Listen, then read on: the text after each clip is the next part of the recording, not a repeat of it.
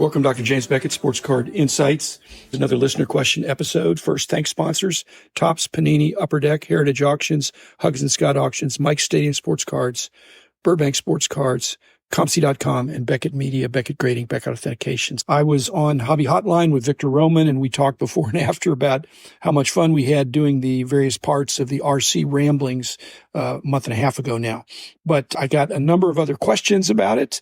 Just follow up. I've got a very responsive audience, and Victor has a lot of back and forth with collectors. It's a serious topic. Victor takes it seriously. I take it seriously.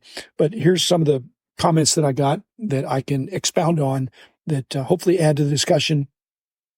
First, from Ben Bram. He's from New Jersey, and he remembers back in 82 that he could get Fleer, but he couldn't get Donruss.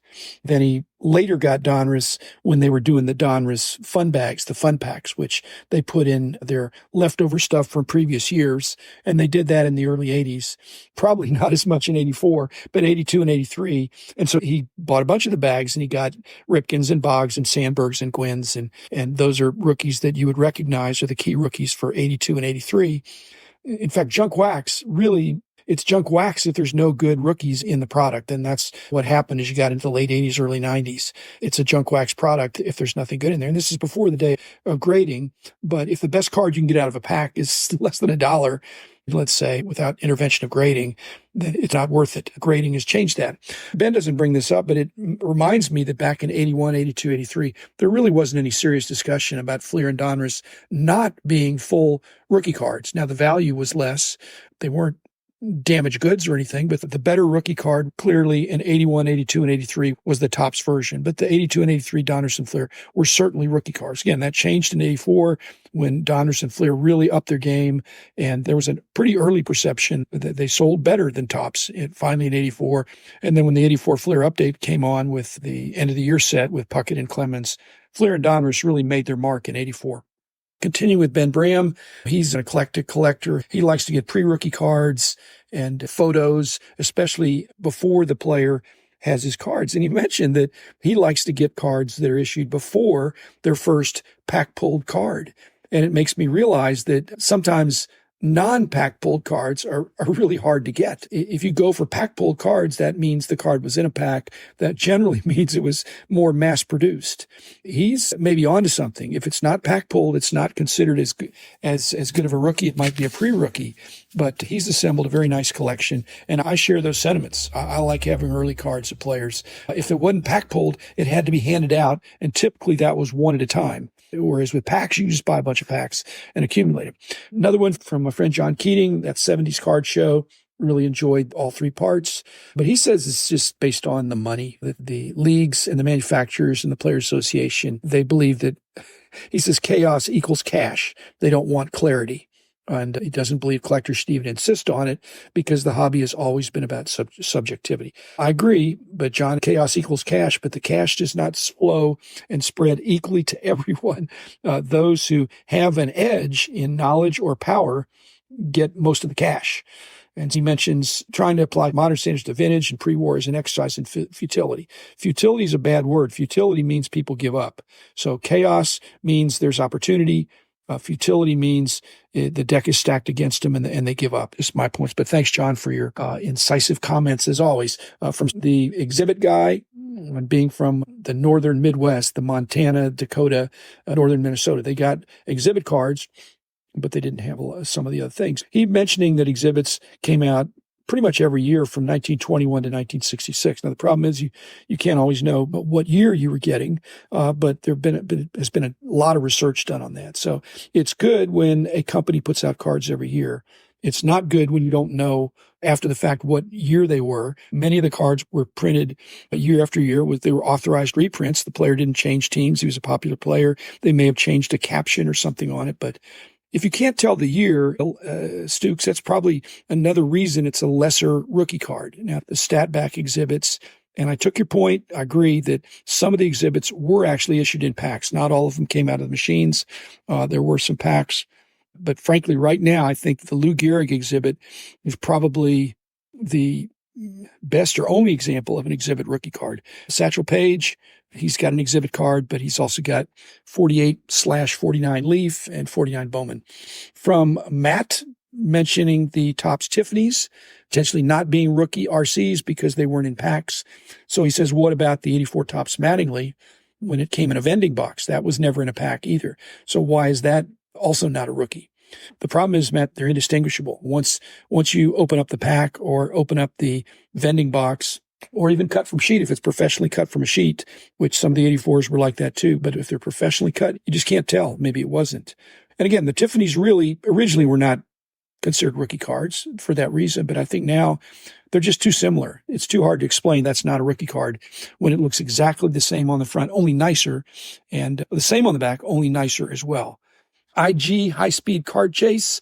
He says, if you have any 3-star Jordan rookies in your collection, be happy to take them off my hands. They give you a boost on achieving your goal of selling off your collection at a faster pace this year. Thank you, IG. My 1% rule, 1% a month is not based on dollars. Otherwise, I could sell one card and get 1% for some of my very best cards. But it's based on the volume. It's based on cards, the weight, the cubic feet even. I'm trying to reduce my load.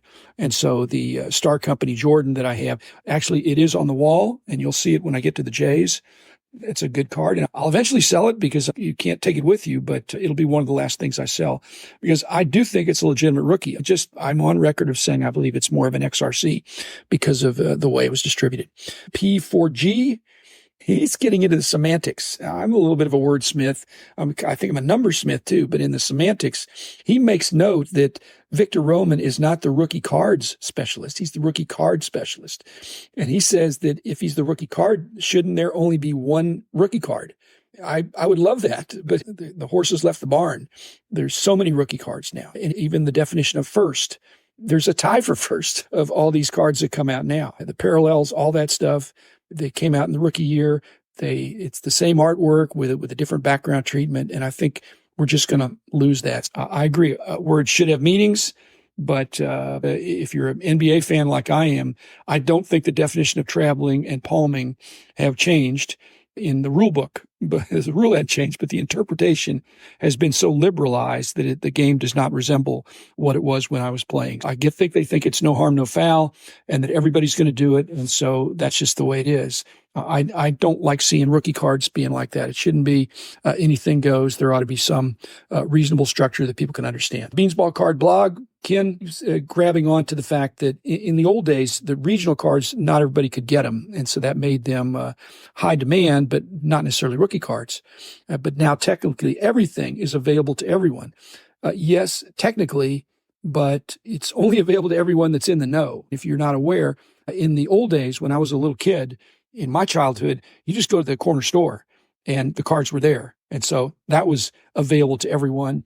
You found out about it on the playground and you headed over to the store and hopefully you got there before all the cards were gone. And if not, you tried to make it up on the next series or trade with somebody. Jerry Hoke commenting about Topps and O-Pee-Chee difference, that why would, if the Topps cards were not in Canada, and so that's a regional set to Canadians. He's saying, why should there be geographic boundaries surrounding the definition of a card? Frankly, that was way more prevalent when I went to the Toronto Expo.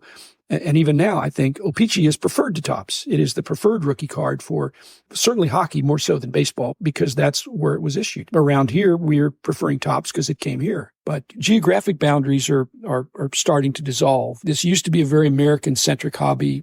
Historically, I think that's changing, and that's not necessarily bad. Another thing that came up that I don't think has been brought up is that rookie cards ought to be of players that are in the top league in their sport. So that would mean that USFL or certain of the lesser soccer leagues that are not the very top league, that would not be a rookie card potentially, or not be a best rookie card. It might be an XRC in the vernacular that I've used.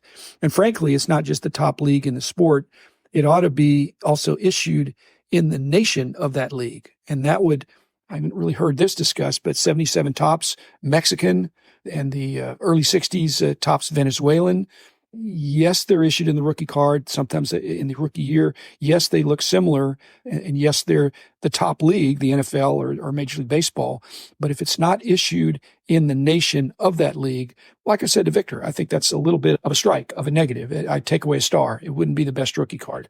I want the first card of the guy in that league, the best league in the sport, the first card that came out, preferably pack-pulled, available to everybody, and issued in that nation, not the foreign version of it. Finally, one of the things that came up, I was really championing back in the 80s and the 90s, is that it mattered what time during the year the rookie card came out. It was a better rookie card if it came out early in the year. Frankly, you just can't do that anymore because a lot of the premium brands for the companies are not the first ones out. In fact, in light of that, generally, many of these card companies put out their more popularly priced flagship or other kinds of things early in the year to get a running head start there. And then they save their more premium brands for later in the year.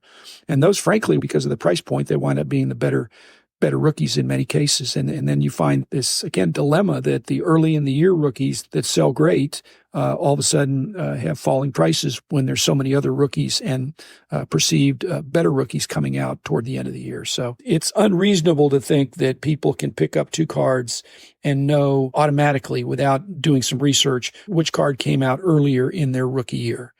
So I think what's happened is that people just say they're both rookie cards. Again, if the card that came out in the first of the year doesn't even have them in their pro uniform because they haven't appeared in a game yet, which used to happen, that probably came out earlier than the one that shows him with a game highlight or can talk about the first half of the year on the back of the cards. Again, I think that's a losing battle. If you've got a card that's in that player's rookie year, the card companies in the leagues and the players says you want a broad definition of a rookie card, and Victor and I are trying to say, yes, but let's have some reasonable guidelines here. Thanks, everybody. Thanks, especially Victor. And I'll be back again in a couple of days, another episode.